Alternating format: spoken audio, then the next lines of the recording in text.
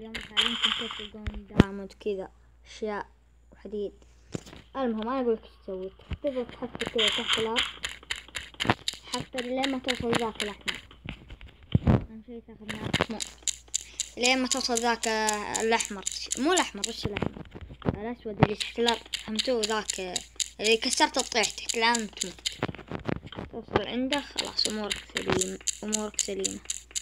شوف وصلت عنده، وش تسوي إذا وصلت عنده؟ اقفز إلين يعني خله يروح ذا.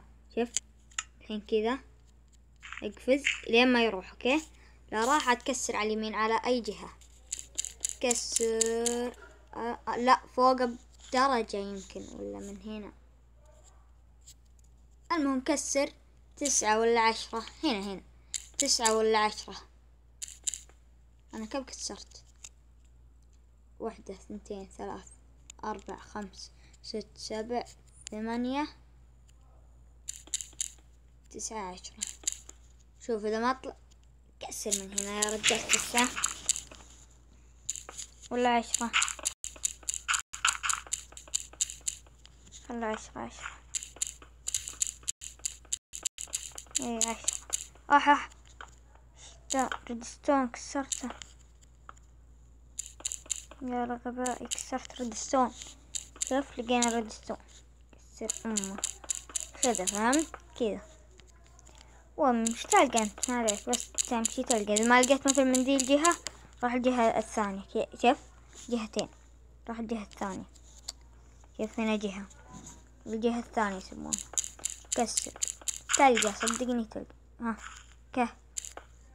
شوف أجل هناك، صدقني والله تلقى.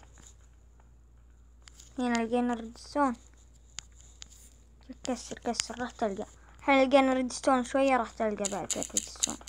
يمكن تلقى ريدستون. وش ذا؟ لا وبعد مشمع، حبيلكم اللي مكسره.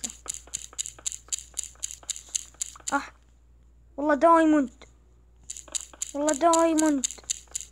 ريدستون جولد. إن الحماس يا شيخ، والله جت كذا من راسي كسر كذا.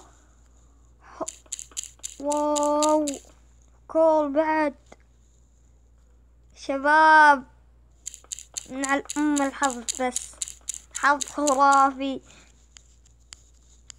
بس هذا كان عندنا اليوم. لا تنسى الاشتراك واللايك. كان معكم محمد من قناة نجوم الهوية.